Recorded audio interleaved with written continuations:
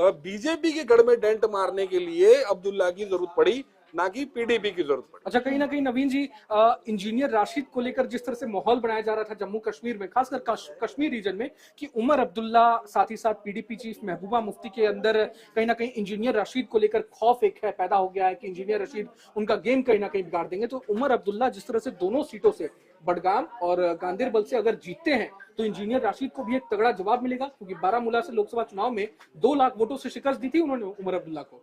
देखिए, इंजीनियर राशिद ठीक वैसे ही नेता है जैसे पंजाब में सिमरनजीत सिंह मान है जी, जो अलगाववाद की बात करते हैं और उसके बाद जो है लोकसभा चुनाव भी लड़ते हैं और जीतते भी हैं, फिर भी वो अलगाववाद का मंजीरा बजाते रहते हैं। तो इंजीनियर राशिद भी वैसे ही व्यक्ति हैं। इंजीनियर राशिद अलगाववाद की बात करते हैं। उन्होंने कहा है कि जब तक जो है मुख्यमंत्री नहीं बनूंगा, जब तक 370 नहीं हटेगी, तब तक कोई सरकार नहीं बननी चाहिए जो 370 हटाने का वादा ना करे। तो अगर वो एक तरफ लोग उन्हें जो है बीजेपी का एजेंट भी बता रहे हैं, लेकिन जो इतनी खुलकर के बात कर रहे हैं, 370 की वकालत कर रहे हैं और वो पूरा दावा कर रहे हैं, उनके साथ बीजेपी जाएगी, ये मुझे जो है इसका जवाब पूरे देश में देना पड़ेगा बीजेपी को। 10 जो उनके निर्दलीय जिनके भरोसे बीजेपी वहां चुनाव लड़ रही है, उन्हें ऐसा लगता है कि घाटी के अंदर 10 निर्दलीय उनका खेल बिगाड़ देंगे या खेल संवार देंगे और कांग्रेस का खेल बिगाड़ देंगे। तो मुझे ऐसा लगता है कि उनके भरोसे यदि बीजेपी जम्मू कश्मीर में सरकार बनाती है तो पूरे देश में उसका जवाब देना उनके लिए बहुत मुश्किल हो जाएगा, क्योंकि अभी तक पीडीपी के साथ अलायंस को वो जस्टिफाई नहीं कर पाएंगे। जी।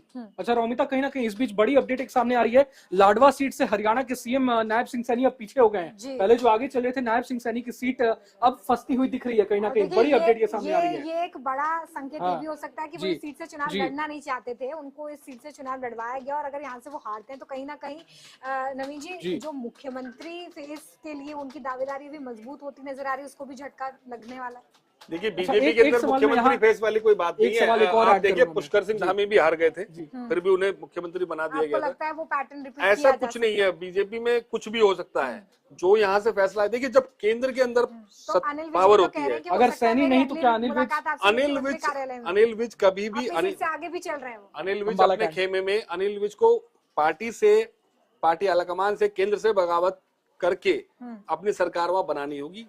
अनिल विज कहीं से भी 3 में और 13 में नहीं है। अगर वो होते तो पिछले 10 साल की राजनीति के अंदर उन्हें मौका मिल जाता, लेकिन बीजेपी इस बार मौका नहीं मिला तो अगली बार मौका बिल्कुल नहीं। तो अनिल विज के पक्ष में आखिर माहौल क्यों नहीं दिख रहा है? देखिए, बीजेपी के अंदर माहौल जो है जनवादी नेता का नहीं होता है। केंद्र से जिसको हरी झंडी मिलती है उसका माहौल होता है। जनवादी नेता हमारी वसुंधरा भी थी, शिवराज जी भी थे। तो इसमें अब और आगे बोलने की जरूरत नहीं है। आप नायब सिंह सैनी पर फोकस करते हैं फिलहाल। लाडवा सीट से जिस तरह से पीछे चल रहे हैं, तो क्या लगता है लाडवा सीट को लेकर, जब उन्हें लाडवा सीट से कैंडिडेट जब बनाया गया तो ये भी बात चल रही थी कि नायब सिंह सैनी वहां से लड़ना नहीं चाह रहे थे। वो करनाल से ही अपनी जिस विधानसभा से उन्होंने उपचुनाव जीता था, उसी विधानसभा से वो लड़ना चाह रहे थे, लेकिन कहीं ना कहीं लाडवा सीट से, हालांकि लाडवा सीट में ही उनका गांव भी आता है, लेकिन लाडवा क्या लगता है, कहीं नायब सिंह सैनी के साथ गलती तो नहीं कर दी आलाकमान ने? देखिए, आलाकमान जो फैसला करता है केंद्र का, उसे उस नेता को जरूर मानना पड़ता है। क्योंकि वो कुछ समीकरण के आधार पर ही तय किया जाता है। गिरिराज सिंह भी बड़ा गुस्सा हुए थे जब उन्हें बेगूसराय भेजा गया था। अगर जीते लेकिन पहले गुस्सा थे, नाराजगी जाहिर की थी उन्होंने बकायदे कि मैं नहीं लड़ूंगा यहाँ से चुनाव, मुझे यहाँ से नहीं लड़ना है, मैं जहाँ से सांसद चुना गया हूँ वहीं से मुझे चुनाव लड़ना है, मेरी सीट क्यों बदल दी? सामने कन्हैया कुमार थे, उन्हें इस बात का डर था कि मैं भी भूमिहार हूँ, वो भी भूमिहार है, कुछ गड़बड़ यहाँ होगी।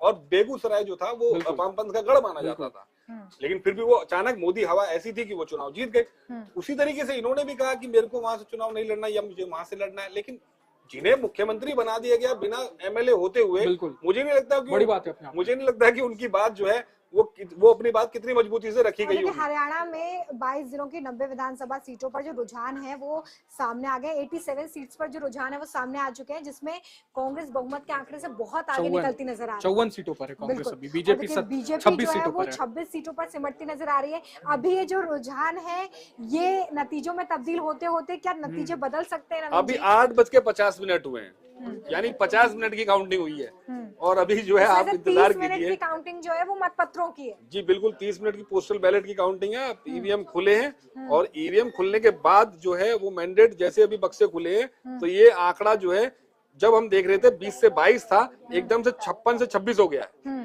तो ये हैरान कर देने वाली बात है। हैरान कर देने वाली बात तो है। कितने राउंड्स होने के बाद आप समझते हैं कि तस्वीर थोड़ी और 17-18 राउंड की काउंटिंग होती है विधानसभा के अंदर। अभी तो जो है पहले राउंड की काउंटिंग भी पूरी नहीं हुई होगी, तो अभी इसके लिए हमें इंतजार करना थोड़ी सी पड़ेगा। जल्दबाजी होगी, ये कहना कि हरियाणा में इस वक्त कांग्रेस की आंधी है।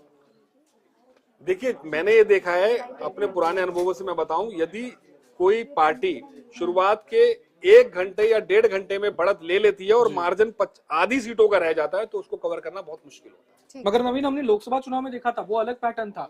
वहां बीजेपी शुरुआती रुझानों में आगे चली गई थी, 200 सीटों क्रॉस कर गई थी, लेकिन बाद में जिस तरह से डाउनफॉल हुआ वो हमने देखा। इस बार भी क्या हो सकता है हरियाणा में? देखिए, लोकसभा चुनाव के अंदर सीटें 545, बिल्कुल उस 500 से ज्यादा सीटें जब होती है, क्षेत्र बहुत बड़ा है, अलग अलग समीकरण है, यहाँ 90 सीटें हैं, राज्य है। एक लोकसभा के अंदर 10 विधानसभा से 12 विधानसभा होती है, लेकिन एक विधानसभा जो है वो एक छोटा क्षेत्र है, उसके अंदर के समीकरण अलग होते हैं, तो आंकड़े जो है वो तेजी से बदल सकते हैं।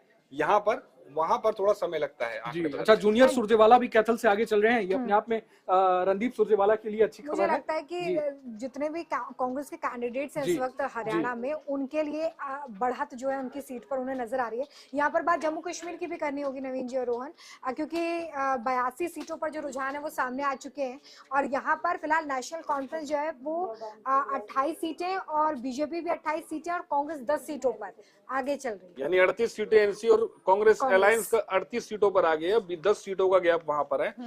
बीजेपी 28 सीटें जो है 28 से बीजेपी 30 तक का आंकड़ा यदि लेती है तो ये बहुत बड़ी उसके लिए अचीवमेंट है, शील्ड है उसके लिए, उसकी विनिंग इसी में है जी। लेकिन 25 सीटें क्योंकि पिछली बार लेकर आई थी, अब की बार घाटी की सीटें थोड़ी सी, मतलब एक सीट घाटी में बढ़ी है तो जम्मू रीजन के अंदर सीटें ज्यादा बढ़ी है, तो जम्मू रीजन में जब सीटें ज्यादा बढ़ी तो बीजेपी को उम्मीद बहुत ज्यादा है। लेकिन उस रीजन के अंदर कुछ ऐसे क्षेत्र हैं जो मुस्लिम बहुल क्षेत्र भी हैं, तो उधर के सीटों पर, उधर की सीटों पर कवर अप करना बीजेपी के लिए थोड़ा सा मुश्किल है, जो काम एनसी वहां पर उन्हें डेंट मारने का कर रही है। देखिए, हरियाणा की सभी 90 विधानसभा सीटों पर रुझान सामने आ चुके हैं और 60 सीटों पर कांग्रेस जो है वो अपनी बढ़त बनाए हुए हैं, और 23 सीटों पर बीजेपी की बढ़त जो है वो दिखाई दे रही है। डिफरेंस बहुत बड़ा है, जेजेपी का खाता भी नहीं खुल पाया है। कुछ जगह पर तो, कुछ रुझानों में तो 71 सीटों पर, जी हाँ, कुछ रुझानों में तो 71 सीटों पर कांग्रेस आ गई है और 15 पर बीजेपी। तो मुझे लग रहा है कि दिल्ली वाला हाल ना हो जाए कि 63 और 7, बिल्कुल जैसे आम आदमी पार्टी एक पूरी हवा के साथ जो है पहले 67 सीटें लेकर आई, 70 में से 67, 3 सीटें बीजेपी, फिर दूसरी बार के चुनाव में 63 सीट लेकर आई। मुझे लग रहा है कहीं ऐसा ना हो जाए कांग्रेस, क्योंकि कांग्रेस के नेता जो है 75 सीट की बात कर रहे हैं। सुबह से मैं देख रहा हूँ कई नेताओं के बयान आए हैं जिन्होंने कहा 75 सीटें शुरू हो गया इसको लेकर। देखिए, हरियाणा और जम्मू कश्मीर के विधानसभा चुनाव के नतीजे आ रहे हैं, लेकिन दिल्ली में कांग्रेस का जो जश्न है वो शुरू हो गया है, मिठाइयां बट रही। लेकिन मैं कांग्रेस दफ्तर में जो व्यक्ति जश्न मनाने के लिए पहुंचते हैं वो आज से नहीं, पिछले 15-20 सालों से वही व्यक्ति जश्न मनाने के पहुंचते हैं, तो मैं इन पर कम भरोसा करता हूँ, क्योंकि जब वो पहुंचते हैं तो थोड़ी देर बाद जो है नतीजे इधर उधर हो जाते हैं और फिर वो कब समेट के अपनी दुकान सब इधर उधर चले जाते हैं। नवीन तो मुझे लगता है कि थोड़ा सा इंतजार करना पड़ेगा। उनका जश्न मुझे थोड़ा सा खटता है जब वो जाते हैं और वो बड़ा बयान दे देते आते हैं कि, लेकिन इस वक्त कांग्रेस जीत के तरफ अग्रसर है और